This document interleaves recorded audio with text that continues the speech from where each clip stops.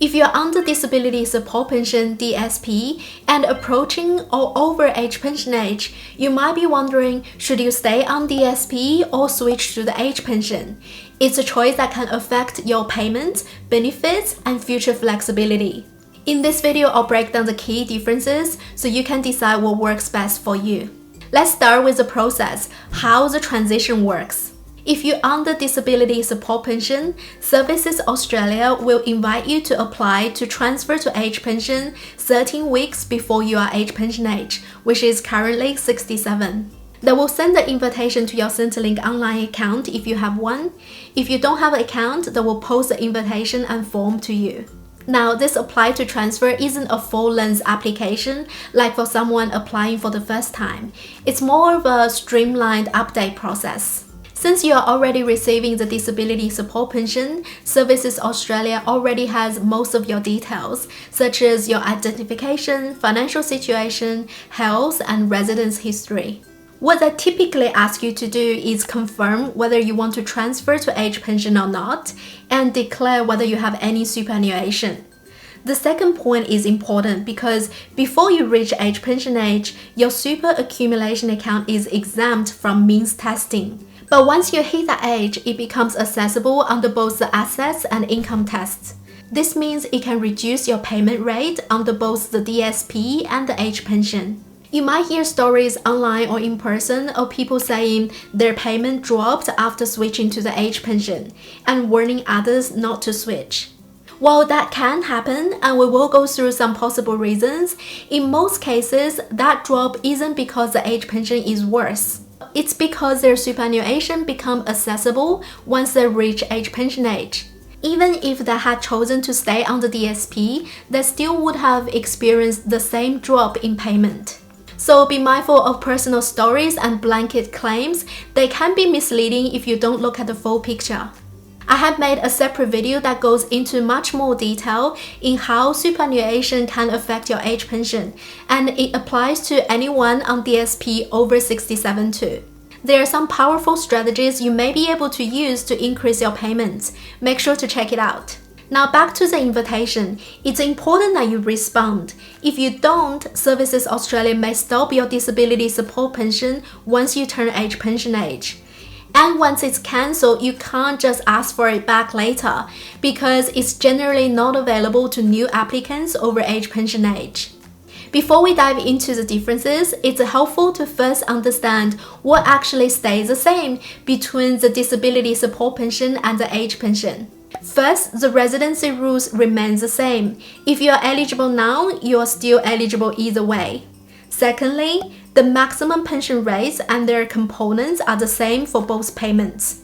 Third, you will continue to receive the pensioner concession card, and the benefits it provides stay the same regardless of which payment you are on. Fourth, the maximum rent assistance available is the same under both payments. Fifth, the income and assets tax thresholds are also identical. Now, while the numbers for these two categories are the same, there are some subtle differences in how certain situations are assessed, which we will cover shortly. If you want a deeper dive into the latest rules, rates, and thresholds from 1st of July 2025, I made a dedicated video that breaks it all down. Feel free to check it out. Now, there is another important thing that stays the same.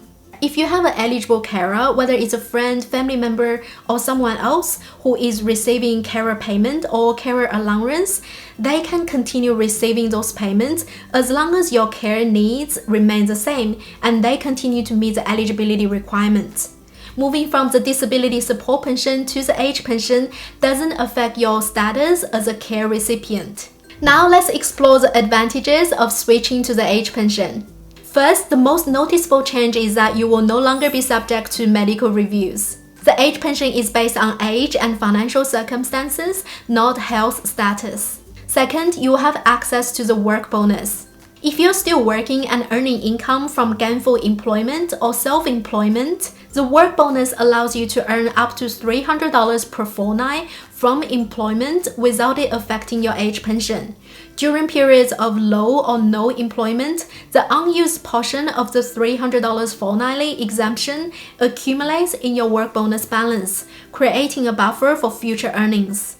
Additionally, depending on when you submit your claim, you might get a one-off boost of $4,000 to your work bonus balance. This credit, combined with the standard $300 fortnightly exemption, allows pensioners to earn up to $11,800 before their pension payments are affected. You can monitor your work bonus balance through your Centrelink online account. Now, the work bonus isn't available on the disability support pension, so income from paid work would be assessed from the very first dollar. That's why for people who are working, switching to the age pension can often result in a higher payment than staying on the DSP. Third, the age pension offers better portability when it comes to overseas travel. Most DSP recipients can keep receiving their payment for up to 28 days in a rolling 12-month period when traveling overseas. This can be a single trip or multiple shorter trips, but the total must not exceed 28 days within any 12-month window. Your DSP will generally be stopped or suspended for the extra time you are away. The age pension allows you to be away for up to 6 weeks at a time without affecting your payment at all. This means you could travel to Thailand for 5 weeks, return home, and later take another 5 weeks trip to Bali, and your pension would remain unaffected. Even if you're overseas for more than 6 weeks in one go, your age pension generally continues, although some supplements may reduce. For full explanation, check out this video over here. The fourth reason the age pension might be better is if you live on a single land title covering more than 2 hectares. Under the DSP, generally only up to 2 hectares surrounding your home is exempt from the assess test. The age pension, however, applies the extended land use test, which can allow more than 2 hectares to be exempt, provided certain conditions are met. This means the age pension may exclude more of your property from the assets and income test, potentially leading to a higher payment.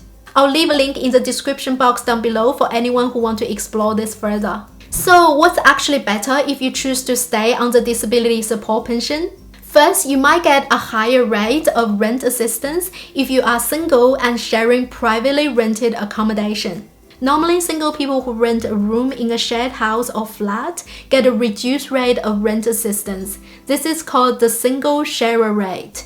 This is about 2/3 of the maximum rate paid to singles living alone. On the age pension, single people who share accommodation are usually paid the lower sharer rate of rent assistance. But if they are on DSP, they may receive the full single rate, the same as if they lived alone. This is a little known rule in the system that recognizes the extra costs that come with disability, even when living in shared housing. Second, if you're planning to study, staying on the DSP means you might still be eligible for the pensioner education supplement and the education entry payment. These are payments designed to help cover study costs, and they are not available on the age pension. Third, if you stay on the disability support pension, you might keep the higher rate of mobility allowance, which is $168.20 per fortnight if eligible. People receiving the age pension can potentially be eligible for the standard rate of mobility allowance, which is $120.30 per fortnight, but it's not automatically granted just by being on the age pension. Specific disability and activity requirements need to be met to qualify. I'll leave a link with more details in the description box down below. Fourth, you might keep getting incentive allowance if you are continuing in supported employment and not getting rent assistance. This is a grandfathered payment, so if you're not already receiving it, you won't be able to start now. As you can see, there are pros and cons to both staying on the DSP and switching to the age pension. The best choice really comes down to your personal circumstances and what matters most to you. I have created a PDF checklist to help guide your decision. You'll find the link in the description box down below. Whichever path you choose, be sure to check out these 2 videos as well. One covers how to structure your super to boost your DSP or age pension, and the other one dives deeper into more strategies to maximize your payments. Since the means testing rules are broadly the same, the tips in both videos apply to either payment over 67. Thanks for watching, I'll see you over there.